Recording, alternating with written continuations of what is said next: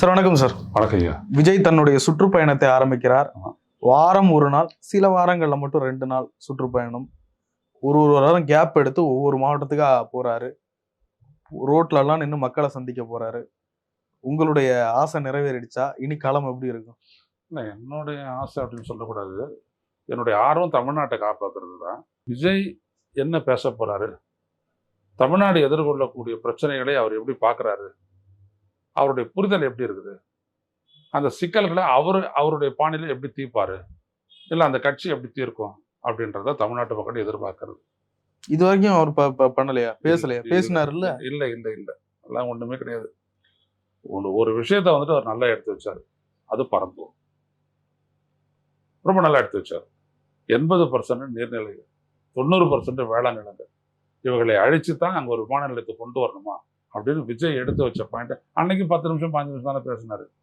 அது அன்னைக்கு all India ஃபுல்லாக அது விவாதம் போடலாச்சு. ஏன்னா புரிஞ்சுக்கிட்டு அந்த விஷயத்தை எடுத்து வச்சார். அதுக்கப்புறம் அவர் புரிஞ்சுக்கிட்டு ஒரு விஷயத்த பேசுறாரு. நீங்க சொல்லுங்க பார்ப்போம்.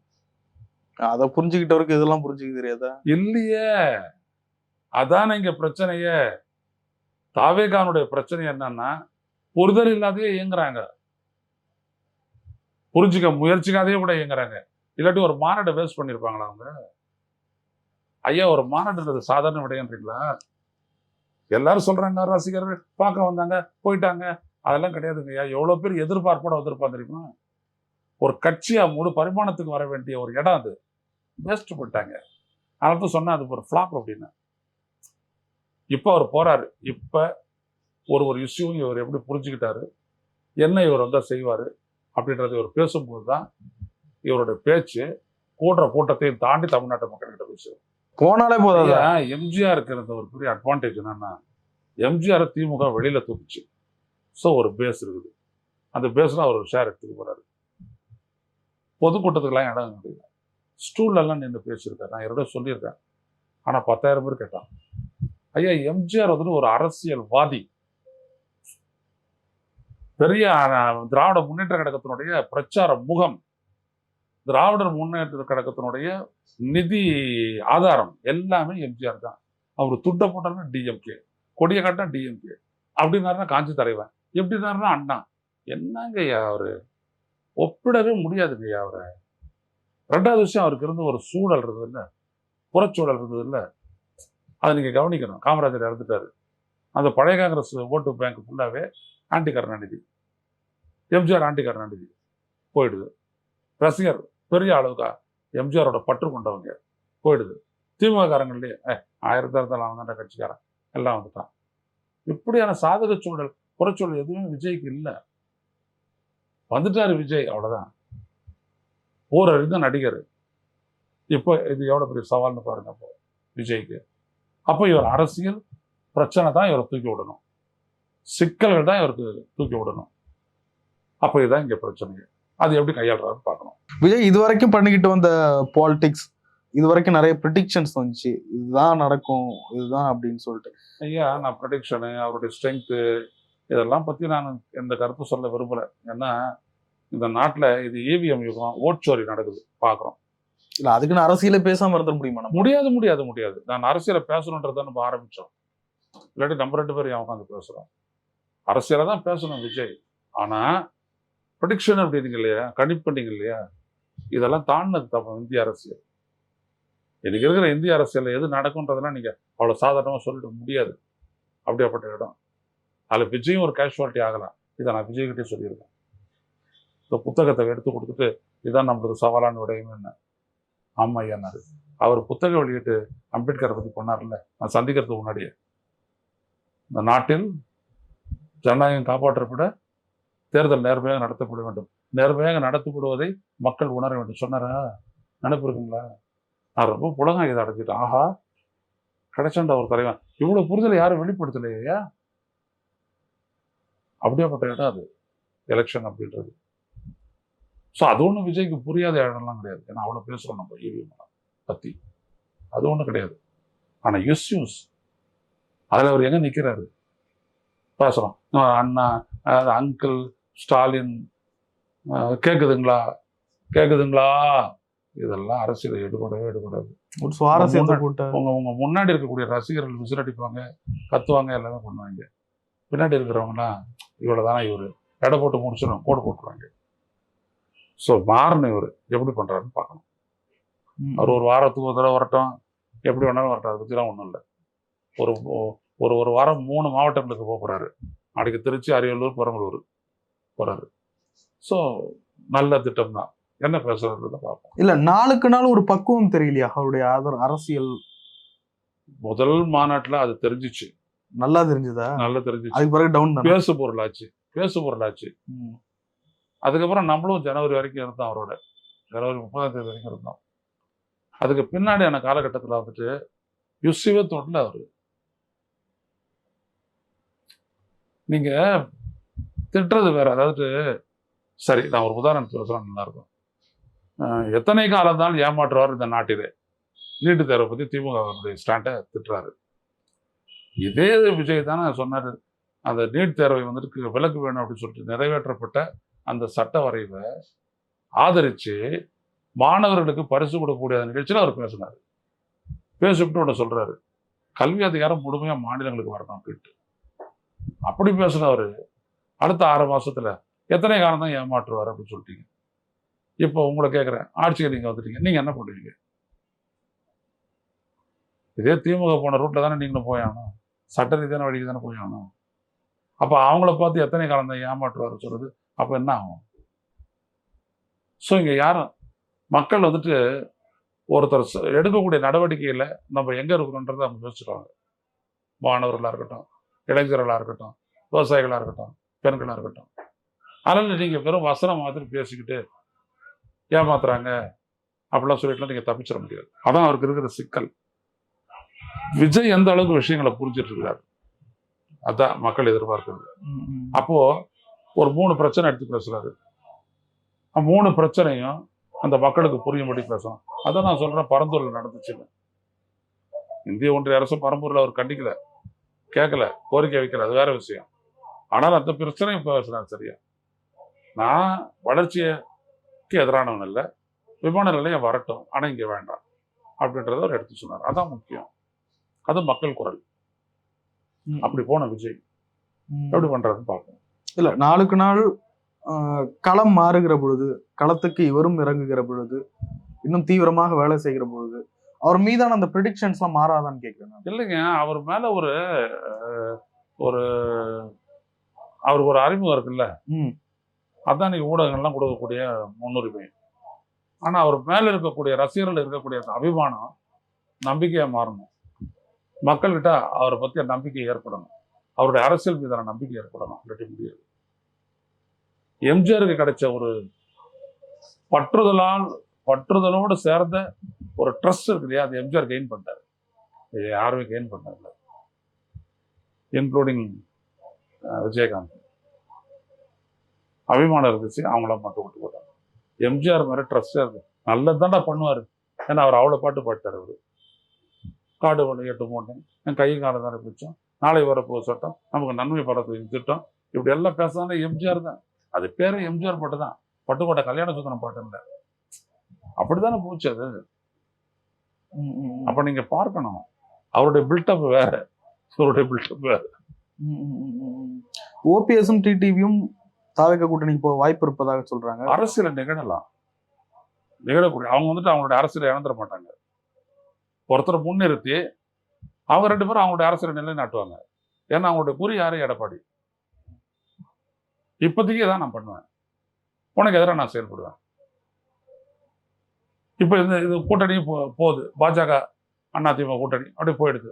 அவங்க 2 பேரும் இப்படிதான் வந்துருவாங்க, வேற வழி இல்லை. இவங்க மட்டும் இல்லை, இன்னமும் சிலர் வந்துருவாங்க. அப்படி போனால் விஜய் பலப்பட வாய்ப்பு இருக்கா?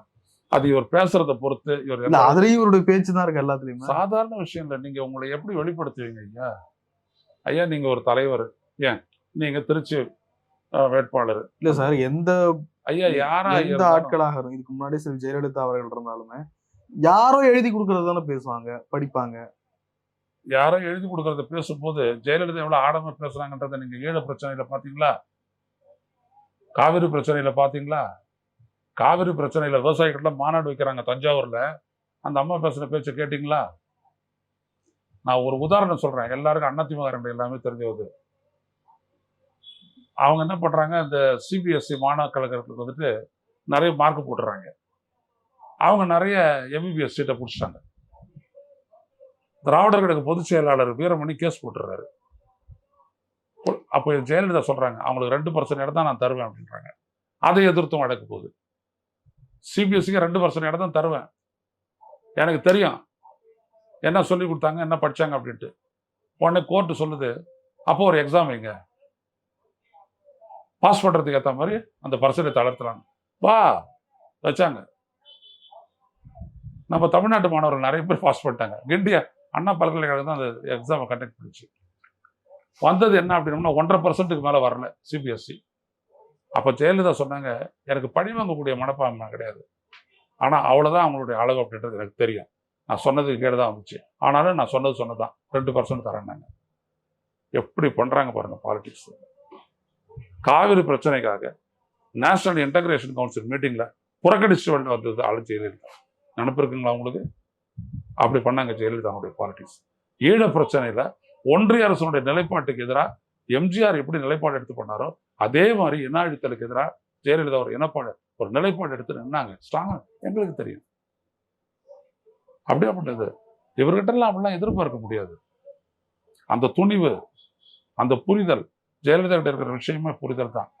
எம்ஜிஆர் வேற ஆலோசனையில் அவர் போயிடுவாரு, புரியுதுங்களா? இது எதுவும் கலைஞருக்கு தேவையில்லை, ஏன்னா அவர் பண்ண அரசியல் அது வேற கதை, புரியுதுங்களா?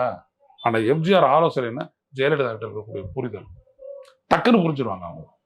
அப்படியாப்பட்ட ஆள் ஜெயலலிதா. அத மாதிரி நீங்க வரணும் அப்படின்னம்னா அவங்க கஷ்டப்பட்டவங்க ஜெயலலிதா, எனக்கு தெரியுங்க. ஒரு பிரச்சனையை புரிஞ்சுக்கிறதுக்கு அவங்க, நீங்க ஒன்றும் வேணாம், நம்ம பொன்ராஜ் கிட்ட போயிட்டு பேசுங்க. ஜெயலலிதா வந்துட்டு ஒரு தேர்தலுக்கு முன்னாடி திட்டங்களை நிறைவேற்றுறதுக்கு பத்தி என்ன சொன்னாங்க, தேர்தல் முடிச்சுட்டோம்னா அதே திட்டத்தை நிறைவேற்றப்படுறதுக்கு என்ன நடவடிக்கை எடுத்தாங்க அப்படின்றது நீங்க பொன்ராஜ் கிட்ட கேளுங்க, அப்போ தெரியும் எவ்வளவு பெரிய புரிதல் ஜெயலலிதா கிட்ட இருந்துச்சு அப்படின்னு. சாதாரண ஆள் இல்லை, சும்மா சொல்லிட்டு போயிட முடியாது. அவங்க ஒரு நடிகை, ஒரு பழைய நடிகை, அந்த கதையெல்லாம் வேற கதை. அதெல்லாம் அந்த செங்கோல் கொடுத்த அந்த அந்த நாள்ல இருக்கலாம், அதுக்கப்புறம் வேற. எம்ஜிஆர் இவங்களோட கொள்கை பரப்பு செயலாளர் ஆயிட்ட உடனே இவங்கள வந்துட்டு ஒரு பத்திரிகையாளர்கிட்ட அரசியல் கத்துக்கிறதுக்காக அனுப்பிட்டாரு, தெரியுமா? நிறைய பேருக்கு தெரியாது. சோலை அப்படின்னு ஒரு பத்திரிகையாளர் இருந்தாரு, அவர் ஜெயலலிதாவுக்கு கிளாஸ் எடுத்திருக்காரு. ஸோ இப்படி ரெடியானவங்க ஜெயலலிதா. அவங்கள சாதாரணமான தலைவர். ஸோ வேற ஒரு நடிகர் அவங்க மாதிரி அவங்க ஆக முடியாது. It is very difficult. So அப்போ விஜய் புலப்படுத்த வேண்டியது இந்த மக்கள்கிட்ட, எனக்கு இந்த இஷ்யூவில் புரிதல் இருக்கு, நான் அக்கறையோட நான் செயல்படுவேன், அந்த நம்பிக்கையை அவர் ஏற்படுத்தணும், ட்ரஸ்ட் அதை ஏற்படுத்தணும். அவரோட மற்றவங்க கூட்டணி வர்றாங்க போறாங்க, அதெல்லாம் அப்புறம் இதை பண்ணணும். அவருடைய ரசிகர்களே அவர் காப்பாற்ற வேண்டிய கட்டாயம் இருக்குது. ஏன்னா எல்லாருமே சிந்தனையில் வளர்ந்துக்கிட்டே இருப்பாங்க டே பை டே. கல்வி அறிவு இதெல்லாம் வந்துட்டு சாய்ஸ், ஆனால் சிந்தனை அப்படின்றது நாளுக்கு நாள் மாறிக்கிட்டே இருக்கும். ஏன்னா இன்புட்டு போய்கிட்டே இருக்கும், ஐம்புலன்களின் வழியா விவரங்கள் போய்கிட்டே இருக்கும், அது ப்ராசஸ் ஆகிட்டே இருக்கும். இதே ஒன்று சொல்லுங்க, அதெல்லாம் இவருக்கு அதெல்லாம் வேணாம், நான் ரசிகன், நான் படம் பார்ப்பேன், அவள் தான் அப்படி சொல்லிட்டு ஒதுங்கிட்டானா முடிஞ்சு போச்சு. அன்புமணியை கட்சியை விட்டு நீக்கியிருக்கார் ராமதாஸ். தெளிவு பண்ணிட்டாங்க.